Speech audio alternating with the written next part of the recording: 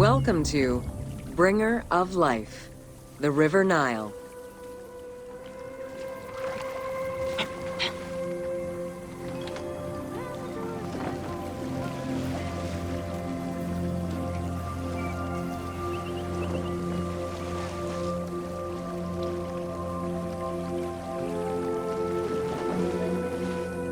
The ancient Egyptians called the dark, fertile soil of the Nile the Black Lands, and the surrounding desert was referred to as the Red Lands.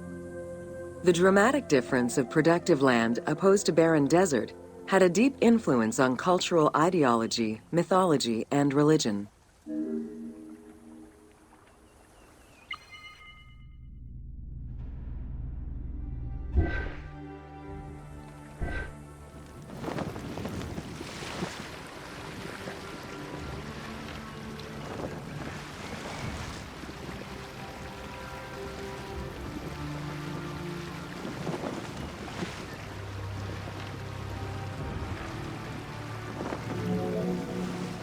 The Nile determined much of Egyptian civilization.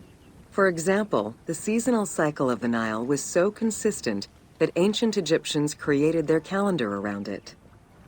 The flood season, or Akhet, was when the departing floodwaters left arable soil for crops.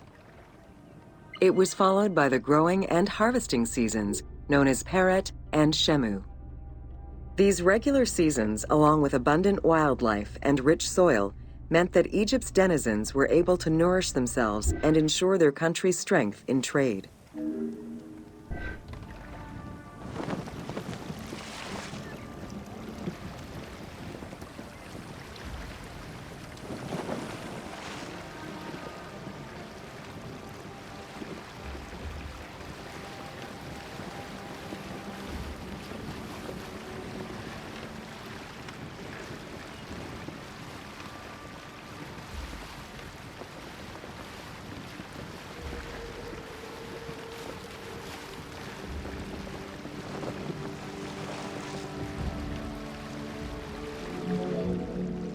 The River Nile, flowing from the south to the north, neatly traversed through both Upper and Lower Egypt. All of Egypt's major cities were built along this narrow ribbon of life.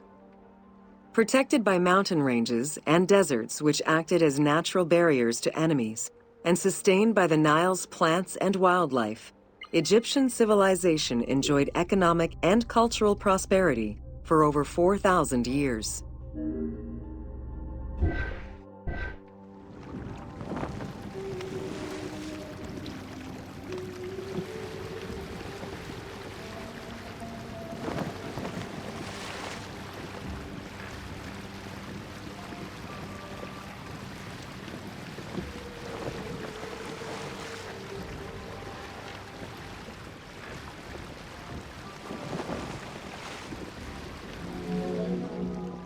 Both ancient Egyptians and ancient Greeks referred to the Nile as the river in their respective languages.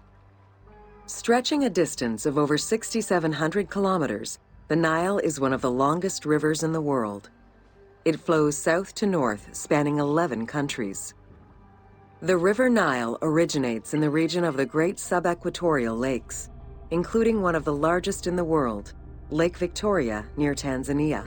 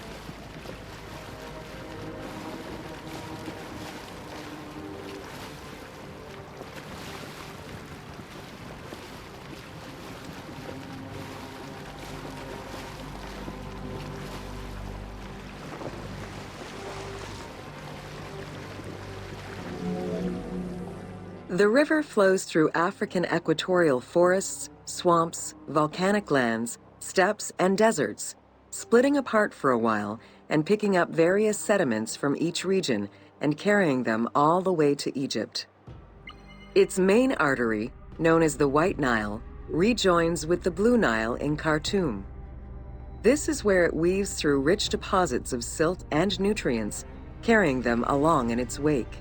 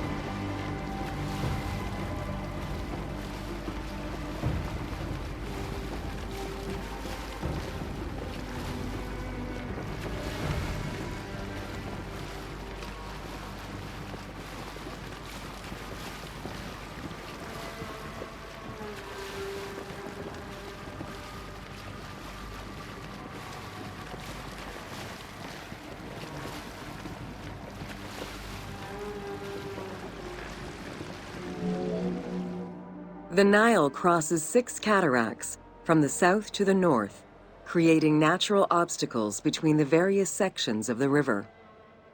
The cataracts are long zones of about 100 kilometers, where the bubbling and rapidly swirling waters advance tumultuously amid enormous heaps of rocks and benches of hard stone.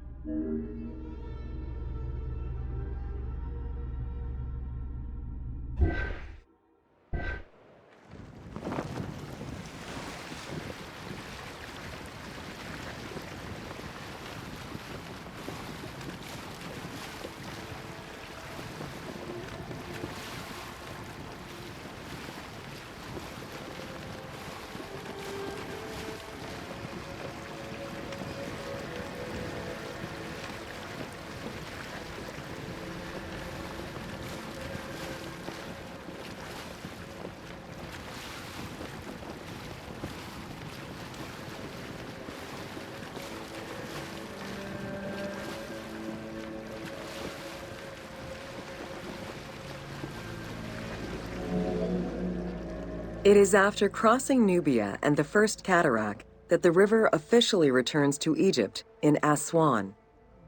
There are still 1,000 kilometers before it reaches Cairo and the Delta, bringing life to those living on its shores before it eventually empties into the Mediterranean Sea.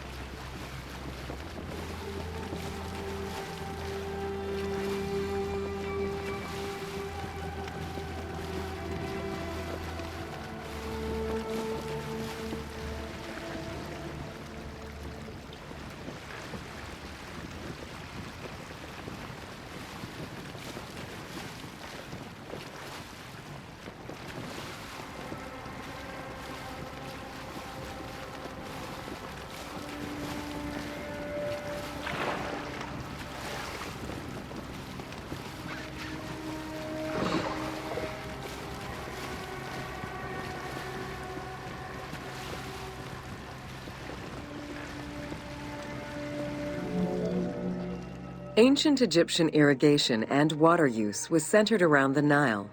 However, they also had access to streams and rivers, as well as several large lakes.